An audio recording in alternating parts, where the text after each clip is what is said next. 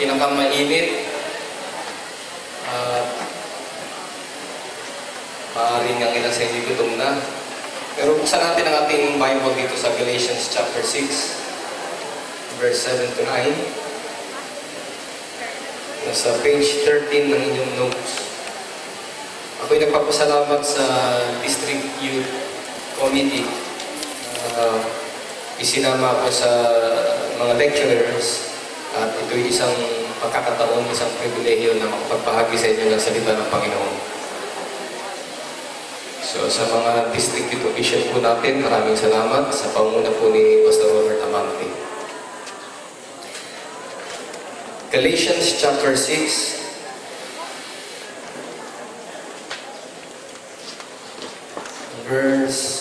verses 7 hanggang 9.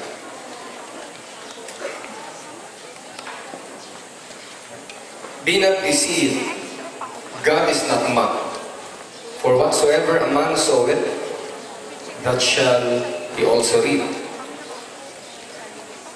For he that soweth to his flesh shall of the flesh reap corruption. But he that soweth to the Spirit shall of the Spirit reap life everlasting. And let us not be weary in well-doing, for in due season we shall reap if we faint not.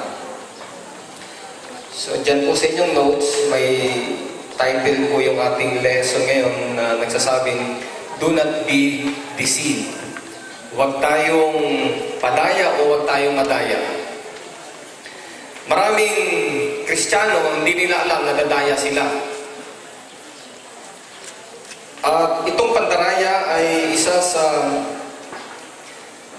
paraan ng kaaway upang lintangin ang maraming tao, lalo tigit ang mga mananampalataya na, sila'y lintangin upang wag nilang maganap ang kalooban ng ating Panginoong Diyos. Minsan tayo ay napapaniwala sa isang ideology o sa isang pananaw o paniniwala na akala natin ay totoo, pero sa likod nito ay isang pandaraya upang tayo ay maligaw ng landas. Pero ang Biblia ay nagpapaalala sa atin na huwag daw tayong magpadaya. Be not deceived. Ang Diyos ay hindi nagbibiro. Kung ano man ang iyasik ng tao, ito ang kanyang kaanihin. So itong lesson po natin ngayong umaga ay may kaugnayan sa ating theme, Harvest Time. Harvest Time. Meron pong portion dito sa passage na binasa po natin, ano man daw ang ating itanim, yun yung ating aanihin.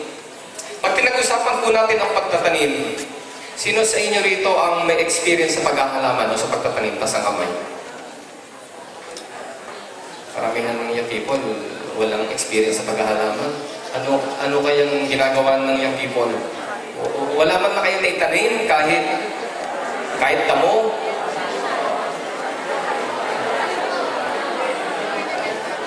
Pag pinag-usapan natin ang pagtatanim, ano yung pinakamahalagang kailangang nasa atin para tayo makapagtanim?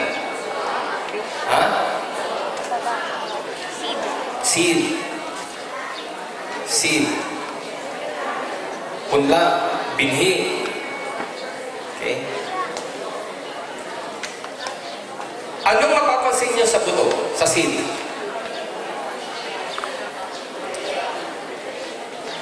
Kadalasan yung seed na itinatanim, yung tuyo na. Yung tuyo na. Wala na siyang laman. Kaya, pag kumain ka ng mangga, kakainin mo yung laman, yung buto, para maitanim mo yun, kailangan ay matuyo muna siya bago mo siya maitanim. Merong mensahe sa likod ng seed. Merong message kapag tinitingnan natin yung binhi. Sa iba, ito ay walang kwenta. Sa iba, ito ay tuyo, pangit, walang pakinabang. Pero merong mensahe sa likod ng seed. At nais ko ibigay sa inyo yung 5 message sa likod ng seed, sa likod ng binhi. first message is the message of life, buhay. Anong sabi ni Pablo sa 1 Corinthians chapter 15? Ang binhi ay hindi mo maitatanim, hindi siya mabubuhay o sisibol maliban na siya ay mamatay muna. So yung seed, hindi lamang siya isang buto na sa tingin natin ay walang pakinabang, pero meron mensaheng ng buhay sa likod ng seed. Noong mabuksan yung Pyramid of Egypt, may nakuha ko doon na mga grains. At yung grain na yon ay 3,000 years old na. Matagal na, matanda na yung seed. At nasurpresa ang mga nakatuklas nito dahil nung ito ay madiligan at mabasa ng tubig, yung binhing ito ay sumibol. Imagine, that was 3,000 years ago. Pero nung mapasa at maarawan, sumibol yung seed.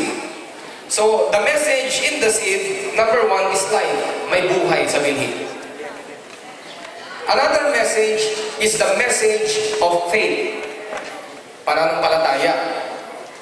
Kaya yung mga magsasaka, yung mga nagtatanim, hindi niya itatanim yung binhi kung wala siyang paniniwala, wala siyang pananampalataya na ito'y sisibol. So, meron mensahe ng pananampalataya. Another message is the message of hope. Merong pag-asa sa binhi. Merong tayong inaasahan. Ang sabi ng isang sayings, the best time to plant a tree was 10 years ago. Yung pinakamainam na panahon ng pagtatanim ng puno ay 10 taon na ang nakalipas. Ang ibig lamang niyang sabihin, kung nagtanim tayo 10 years ago, meron tayong inaani ngayon, meron tayong pinapakinabangan. So, bagamat medyo matagal, at hindi pa natin nakikita sa ngayon yung bunga ng ating itinanim, pero tayo ay merong inaasahan na sa darating na panahon, ito ay magbubunga. Kaya ang sabi ng Bible, sa binasa natin, be not weary in well-doing, for in due season, you shall reap if you will not faint. The fourth message in the seed is the message of patience. Pagtitiis, paghihintay. Merong mga seed na pag itinanim mo, maghihintay ka ng 10 taon bago mo makita yung bunga. But it takes patience. Pag walang pasensya, hindi ka makapagtitiis na maghintay dun sa bunga. May mga seed na it takes 5 years or 3 years bago makita yung bunga. Pero kung ikaw ay isang naghahalaman o biyasa sa paghahalaman, alam mo yung panahon, alam mo yung ibig sabihin ng pagtitiis at paghihintay. Pero sa takdang panahon, mapapakinabangan mo yung iyong itinanim. The last message in the seed is abundance, kasaganaan. So sa isang binhi na itinanim mo, yan ay maaring magbunga ng mas higit at mas marami pang binhi. Okay? So yung isang grain ng palay na iyong itinanim, magbubunga po yan ng sheaves. Maraming palay ang ma-harvest mo kapag dumating yung takdang panahon. So anong message sa likod ng seed? Number 1 is life. Number 2 is faith, hope, patience, and abundance. Pero sabi ng ating notes, huwag daw tayong magpadaya. Huwag tayong madaya. Dahil kung ano yung ating itinanim, yun yung ating aanihin. Kung ano yung quality ng seed na iyong itinanim, yan din ang quality ng harvest na iyong i-expect. Kung ano yung amount ng seed na iyong itinanim, kung gaano yan karami, yan din ang proportion ng dami ng harvest na iyong aasahan. Kung ano yung klase ng lupa na kung saan doon mo iniasik yung iyong binhi, yan din ang magdedetermine kung may potential na mag-yield ng good fruits yung iyong mga itinanim. Kaya hindi tayo dapat madaya, mga kapatid. Maging maingat tayo kung susundan natin yung principle of sowing and reaping. Maging maingat tayo sa kung ano ang ating itinatanim dahil darating ang panahon, babalik din sa atin yung ating iniasik. Naniniwala ba kayo sa yung sinasabi nilang karma? Karma. Kung ano yung ginawa mo, babalik din sa iyo. Kaya ang sabi ng Panginoon, kung ano yung gusto mong gawin ng kapwa mo sa iyo, gawin mo rin sa Kanya. Yung ayaw mong gawin sa iyo, huwag mong gagawin sa iba. Kung ano yung tinanim mo, yan yung aanihin mo. Kung naggasik ka sa laman, a-harvest ka sa laman. Kung naggasik ka sa kasamaan, a-harvest ka ng kasamaan. Kung mag-aasik ka ng kabutihan at naayon sa Espiritu, mag-aasik ka rin ng ganito. Kaya huwag tayong padaya, mga kapatid. Now, ang kaaway, dinadaya po tayo. Pinapaniwala tayo sa ilang mga bagay na minsan ito yung sinusundan natin at pinaniniwalaan natin na naging dahilan kung bakit nag-harvest tayo ng pangit sa buhay. Nag-harvest tayo ng masama. Nice kong dalhin sa inyo ang 4 na bagay na minsan nadadaya tayo at pinaniniwala tayo sa paniniwalang ito.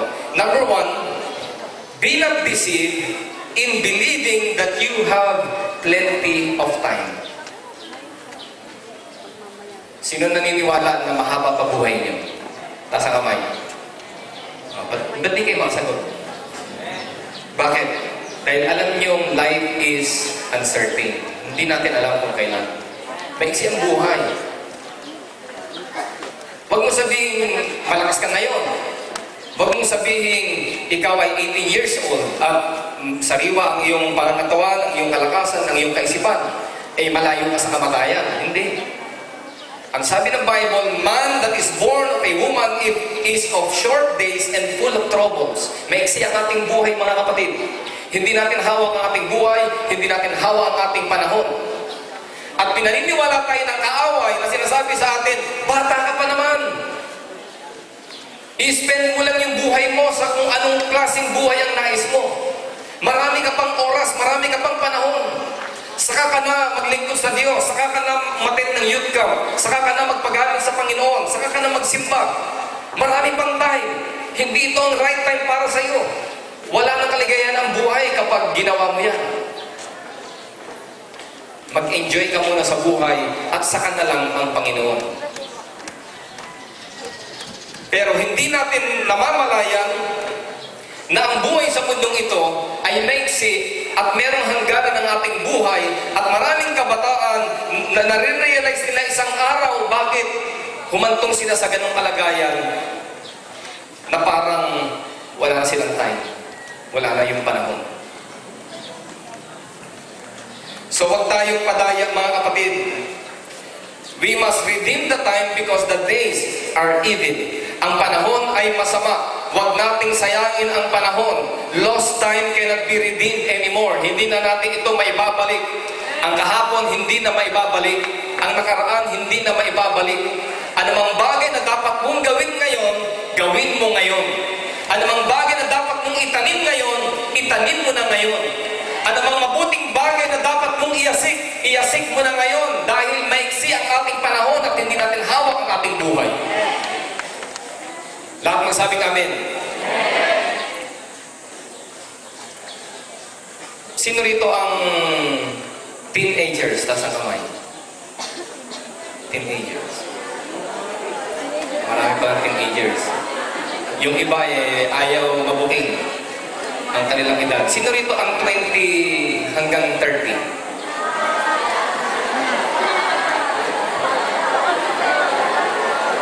Sino rito ang 35 pataas? Taas ang kamay. 35 pataas. May nagtaas ng kamay. Ba't nandito ka? Dapat sa ANF ka. At sa youth. Hindi, ito yung point ko. Alam niyo, ang panahon napakabilis. Alam niyo ba, 20 years ago, nakaupo ako dyan. sa kinaupuan ninyo na isang teenager, isang kabataan. Sa bagay, hindi naman nalalay edad natin, ang bata pa rin naman siguro. Pero, napakabilis ng panahon. Imagine after 20 years, nandito ako nakatayo sa inyong harapan. Kung babalikan ko yung nakaraan, parang kahapon lang. Ano nang nangyari sa buhay ko? Yung mga kaibigan ko. Kung sinunod ko yung barkada ko. Kung hindi ako lumayo sa kanila at naglingkod sa Panginoon, ano nangyari sa buhay ko? May mga kasabayan ako, may mga kaibigan ako na pariwara na yung buhay nila. Ang ilan sa kanila ay nalulun sa droga. Ang ilan sa kanila ay nasiraan na ng kaisipan. Nasira ang kanilang buhay. Ngayon, nagkakaedad na. May karamdaman na sa pangangatawan. Nasayang yung panahon. Yung iba hindi nakapagtapos ng pag-aaral. Walang magandang trabaho. Kung babalikan man nila yung nakaraan, mahirap nang balikan. Bakit? Lost time cannot be redeemed anymore. Kaya yung ganyang edad, yan yung panahon ng pagtatanim. Para 10 years from now, maganda na kinabukasan mo, maganda na buhay mo. 10 years from now, may accomplishment ka na sa Panginoon, may nagawa ka na, mag-harvest ka na.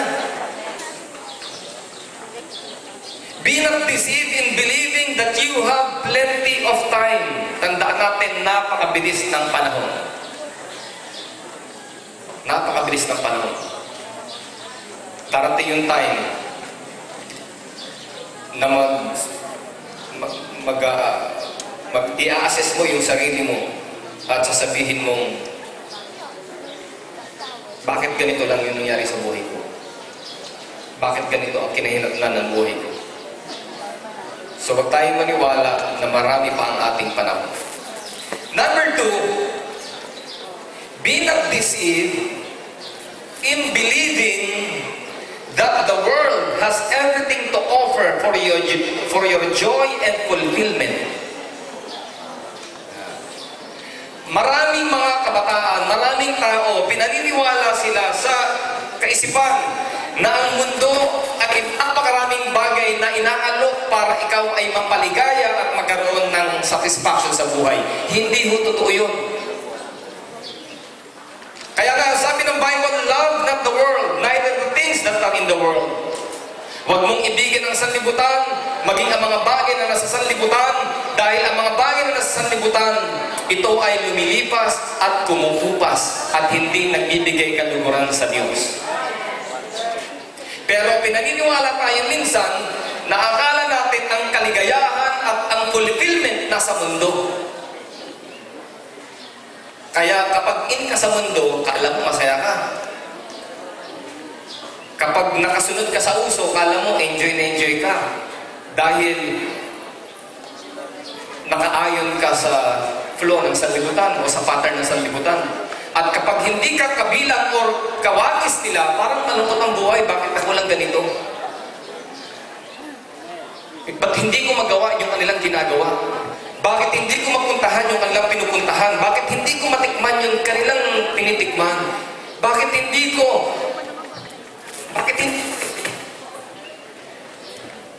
Sino nakakaranas dito ng peer pressure tsaka bullying? Sige, mag-confide kayo. Sige, sino yung nagbubuli sa inyo? Pupuntahan natin. Okay. Makinig kayo. Tama na. Makinig kayo mga young people. Ang problema ng mga young people natin, mga kabataan, minsan binubuli sila dahil sa... binubuli kayo, di ba? Minsan dahil sa itsura ninyo. Sino rito nakaranas na pintasan siya, sabihan siya na lotion? Amen. Sino sinabihan na mukhang bruha? Hindi na po. O sinabihan siya na old fashion? O sinabihan siya na baduy? Walang taste. Wala nang kaligayahan sa buhay. Masyadong spiritual. Nakaranas na kayo niyan? Totoo naman kasi. Hindi. Kasi yun yung pamantayan ng sanlibutan. Yun yung pamantayan ng sanlibutan. Ang paniwala natin minsan, masaya sila dahil in sila. Pero hindi po totoo yun, mga kapatid. Sino ang nagbigay ng standard na yan? Hindi ba tao? Sino ang nagsabing ang magandang babae ay may maiksing buhok? Sino nagsabi? Tao. Sino ang nagsabi na ang magandang damit ay hapit at sexy? Tao. Sino ang nagsabi na ang magandang forma ay yung sa lalaki ay yung putok ang damit o yung hapit ang damit? Sino nagsabi?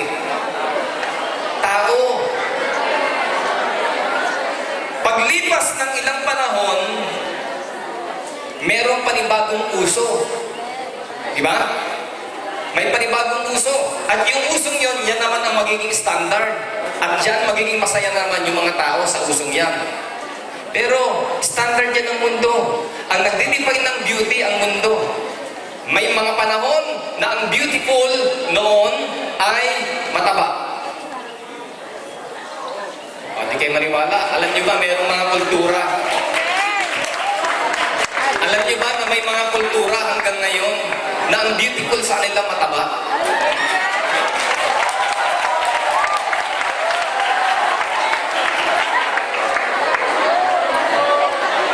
O, makinig. Hindi, meron lang akong gustong i-point out. Makinig lang kayo. Meron lang akong gustong i-point out. Sa society na yon na ang definition nila ng sexy ay mataba. Kapag ikaw ay petit or payat or slim, pangit ka. Pangit ka. Ngayon, meron namang lugar, merong kultura na ang definition nila ng sexy ay slim. Petit. Meron naman ang definition nila ng sexy ay masculine. Babae, may muscle. Sexy sa kanila yun. Kaya kung may babae dyan na maskulada, huwag niyong pigtasan niya. Okay. Ano ang point natin? Ang point natin, walang fix, walang standard na masasabi ang mundo na ito ang nararapat, ito ang maganda. May mga tribo na ang maganda sa kanila ay yung babaeng makapal ang labi. Sabi nung ibang makapal ang labi, hindi ako yun, ha? Ang beautiful sa kanila makapal ang labi. Kaya naglalagay sila ng pangpalapad ng labi. Dahil yun ang beautiful sa kanila. Merong lugar na ang beautiful sa kanila, pango ang ilong.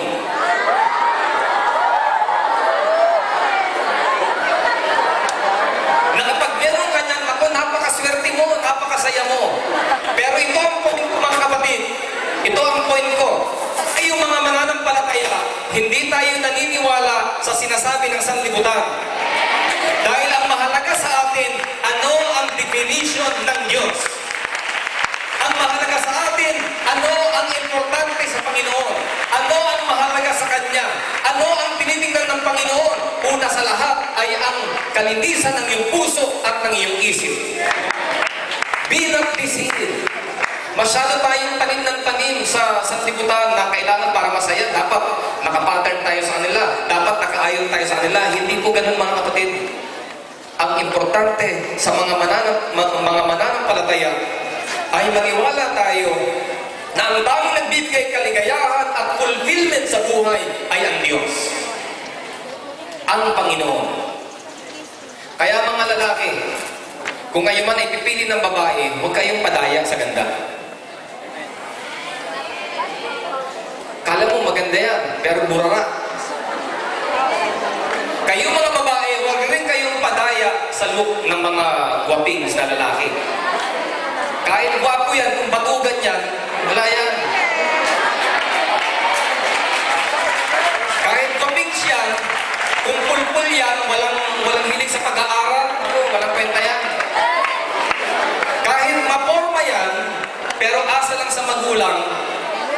Mamomblema ka lang dyan. Mamomblema ka lang dyan. Pero kahit hindi yan ganun kagwapo, pero marunong mahiya, responsable, may pangarap sa buhay, higit sa lahat, makadiyos. Huwag kang magpadaya sa tingin. Piliin mo yung mas mahalagang quality ng isang tao. Ganon din sa mga babae. Sa mga babae, maganda na yung, sa bagay, maganda naman yung maganda na at gwapo pa at may maganda pang katangian. Kasi pag medyo pangit ang mukha, napapaganda yan. Pero pumili kayo ng quality na nasa loob. At ito ang mahirap, dito tayo nadadaya kasi hindi ito nakikita. Kaya huwag kayong magmadali. Obserbahan yung mabuti. Pag-aralan yung mabuti. Marami kasing mga young people ngayon, nililigawan, sa text sinasagot. Nililigawan sa Facebook, sinasagot. Nililigawan sa tingin, sinasagot na, nakintatan lang. Sila na. Be not deceived. Tandaan natin, ang kalooban ng Diyos ang pinaka-importante sa lahat. Kung papaano natin mapapaganda ang relasyon natin sa Diyos, yan ang magbibigay sa iyo ng kaligayahan at fulfillment sa buhay. Be not deceived in believing that the world has everything to offer for your joy and fulfillment. Number 3, huwag kang maniwala sa tinatawag na self-gratification is fine. Yung indulgence, yung basta kung saan ka masaya. Follow your heart. Kung ano magpapaligaya sa'yo, sundin mo ang iyong damdamin, ang iyong puso. Follow your heart. Follow your dream. Naririnig niyo yung mga kantang yan? Follow your heart, follow your dream. Hindi po totoo yun. Alam niyo bakit? There is a way which seemeth right unto a man, but the end thereof, yung dulo nun, ay kapahamakan. At ang pinakamandarayang bagay o pinakamandaraya na bahagi ng pagkatao natin, alin? Yung puso. Kaya hindi totoo yung kung saan ka masaya. Sundan mo, gawin mo. Okay. Sa sanlibutan, ganyan po ang ideology nila, ganyan po ang principle nila. Kaya, ano nangyari sa mundo? Lumaganap ang carnality, lumaganap ang immorality, lumaganap ang pagkalulod ng mga kabataan sa bisyo dahil akala nila kung saan ka masaya, sundan mo. Mali yun. Ipapahamak po tayo nun. Kaya yung iba, nakatikim ng drugs, masaya pala ng drugs. Masarap ang pakiramdam. Kaya nalulod sila sa drugs, pero sa dulo nun, nasira ang buhay nila. Masarap palang maglasing, masarap palang uminom. Tikman natin, gawin natin. Inuman tayo. Kala nila masaya sila. Pero pag nalulun na sila sa bisyo, kapahamakan na yung naghihintay sa kanila. Ang masaya pala yung sex. Masaya pala, masarap pala. Without malice. Pinag-usapan natin ito dahil maraming nabibiktima nito. Tandaan natin that the bed of marriage is undefined. Ito ay ginagawa lamang within the bound of marriage. Pero, anong talks na sa tibutan? Wala ka ba experience? Nakakaya ka naman. First time mo. At dahil masarap ito sa laman, masarap ito sa isip, sa damdamin, maraming nag-i-indulge dito. Pero tandaan nyo mga young people, keep yourself pure in the sight of God hanggang pumunta ka sa altar at ikaw ay susumpa doon sa iyong pinakamamahal na sa Kanya mo lang ibibigay ang iyong sarili. Ang patahimik kayo. Sino mga may boyfriend dito? Huwag kayong nahiya. Pasangin yung kamay. Maging realistic tayo. Sige. Sino may girlfriend? Taas ang kamay. 2, 3. O, ayaw nyo pang umamin. Ayaw nyo pang umamin. Mga kapatid, makinig kayo. Huwag nyo sabihin, Pastor, old fashion na yun. Noong unang panahon pa yung Maria Clara. Prinsipyo na sa libutan yan. Ang tunay na mananampalataya ng Diyos, iniingatan ng kanyang sarili na maging dalisay hanggang sa pagharap niya sa altar. Yung iba hindi makaamin. Pastor, hindi ako makaamin kasi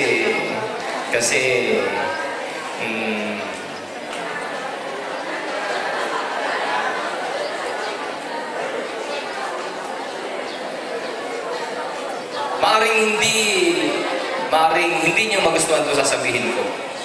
Pero kung pakikinggan ninyo, makakatulong ito sa inyo. Huwag kang pumasok sa relationship hanggat nag-aaral ka.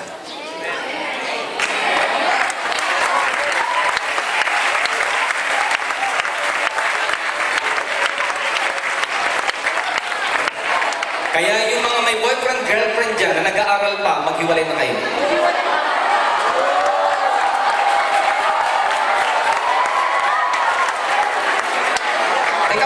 Teka muna.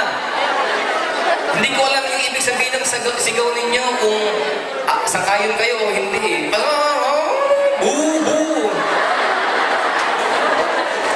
Papaliwanag ko sa inyo kung bakit ko sinabi yun. Alam niyo bakit? Yung kulturang yan, kultura yan ng West. Hindi po yan biblical culture. Alam niyo kung anong biblical culture? Kung sino yung naging kasintahan mo, yan na ang pakakasalan mo. Hindi yung magkakasintahan kayo, magdi-date kayo. Anong gagawin niyo? Magtititigan. Magtititigan lang kayo maghapon. Ang kit-kit mo. Anong ginagawa ng sanlibutan? Anong ginagawa ng magkasintahan? May attachment yan eh. May attraction yan eh. Sandali ka.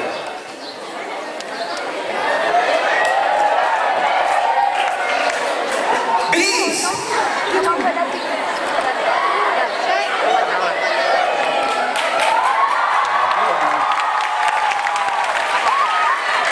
Alam niyo, may attraction ang opposite sex. Huwag niyo sabihin Kristiyano kayo. Sasabihin niyo, Pastor, wala naman kaming ginagawang masama.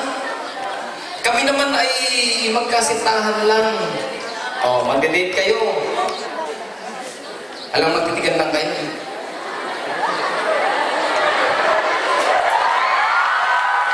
Alam, magtitigan lang kayo. Di ba? Di ba? Merong kayo nararamdaman na gusto mong hawakan siya.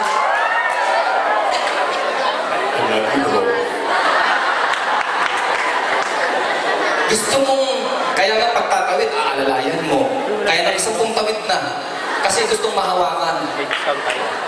Pagkatapos yung babae, may nararamdaman yan eh. Dadantay yan. Pag dumantay yan, anong pakiramdam mo ngayon? Anong pakiramdam mo lalaki?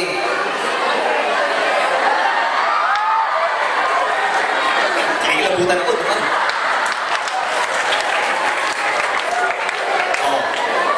Pagkatapos, ano susunod na ron? Alam niyo na, abangan ang susunod na kabanata. Roy. Huwag tayong padaya. Huwag na tayong magmaang-maangan. Lumolobo, kahit mag-research kayo sa NSO, lumolobo ang bilang ng teenage pregnancy at mga kasal na hindi handa. Kasalang hindi napaghanda. Here comes the bride, 4 months inside. Na parang pagkaraniwan na lang yan, everybody's doing it. So, if you can beat them, join them. Ginagawa nila. Tapos ito pang masaklap. magkakasintahan yan. Pagkatapos, hindi magkakaingi, magbe-break. Break na tayo, ayoko na sa'yo, ang pangit-pangit mo, susuka ko sa'yo. Tapos, makakita na naman ng iba, manliligaw na naman. Mamaya pa daw. Kaya bago siya kinasal, 5 na yung naging boyfriend niya, naging girlfriend niya. At 5 na rin ang nakahalik sa kanya.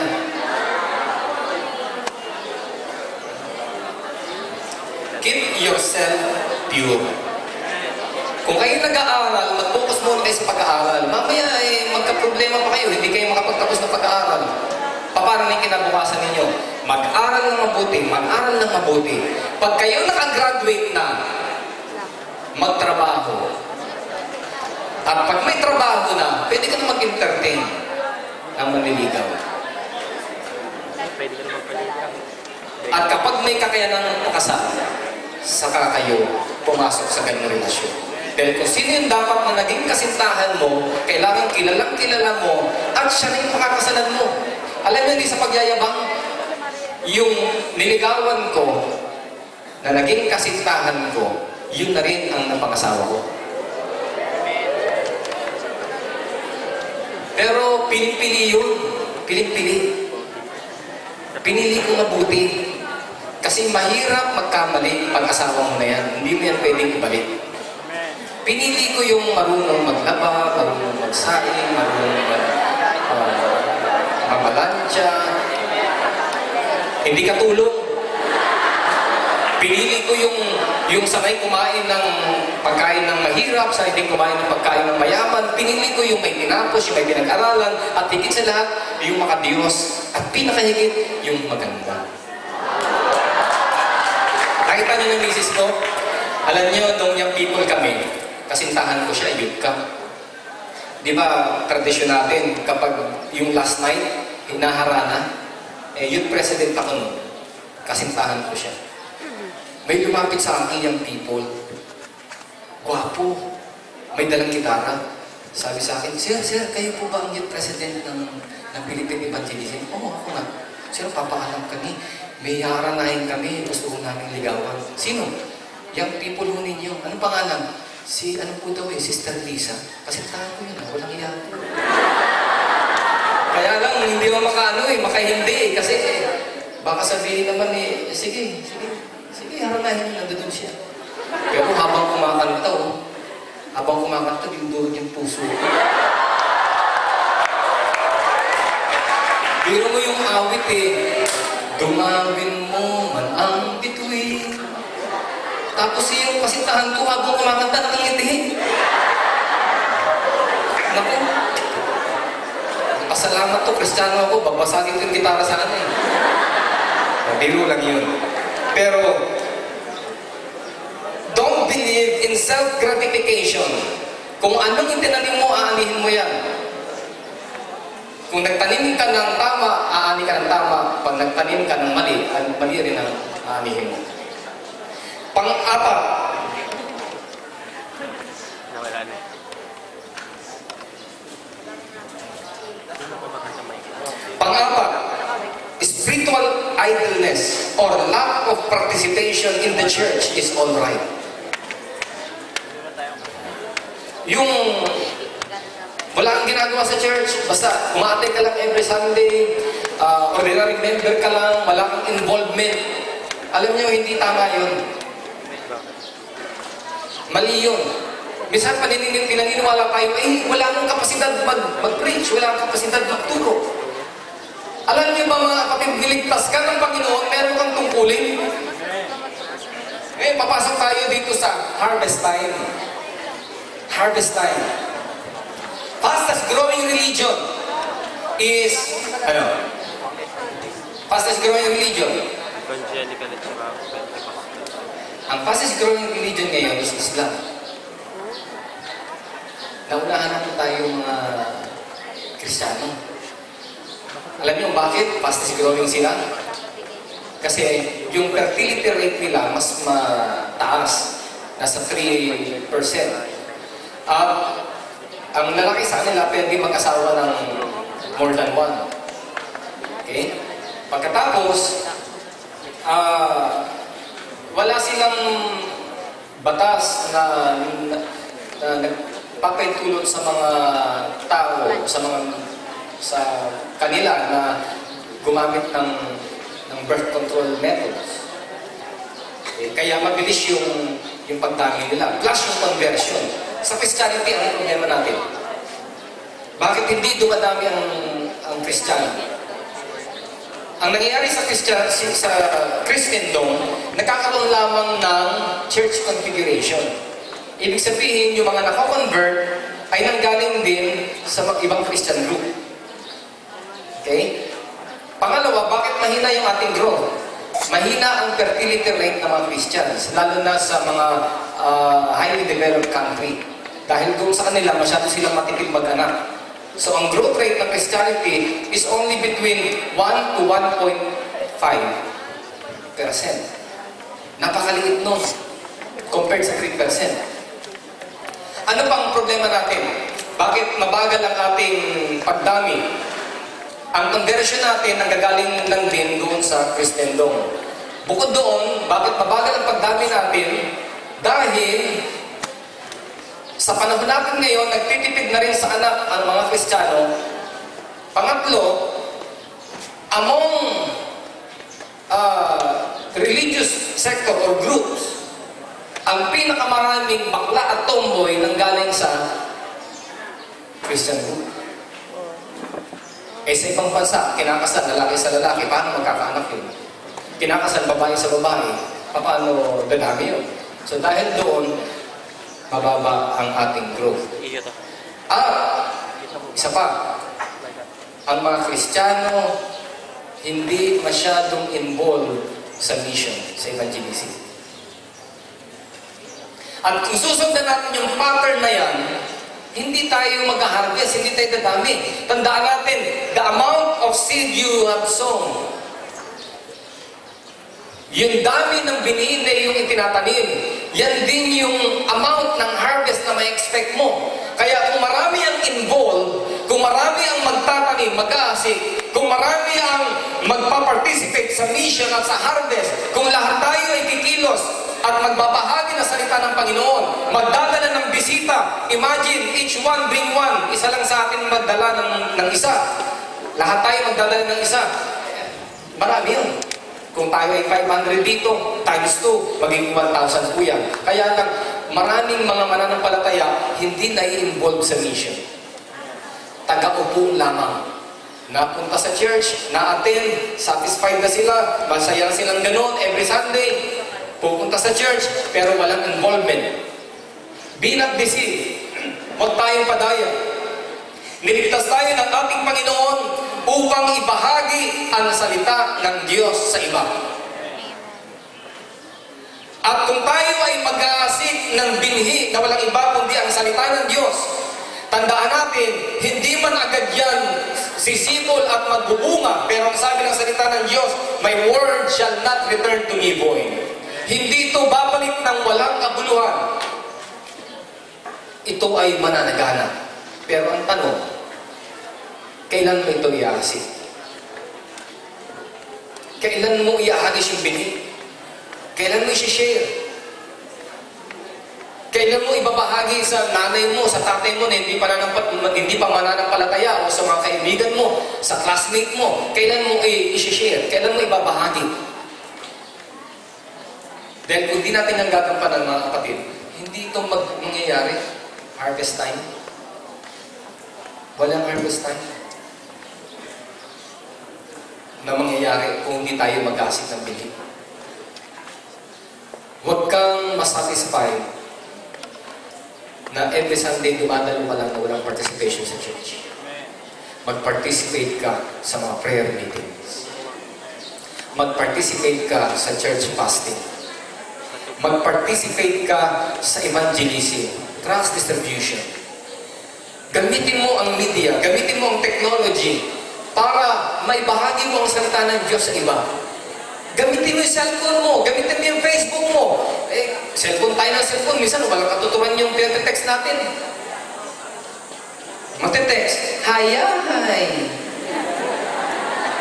Tapos naka-send to many, lahat ng kaibigan, tapos magre-reply naman, ha ha ha ha ha ha ha ha ha ha. Wala lang, masaya lang ako. Mga walang katuturang text. Kainan na.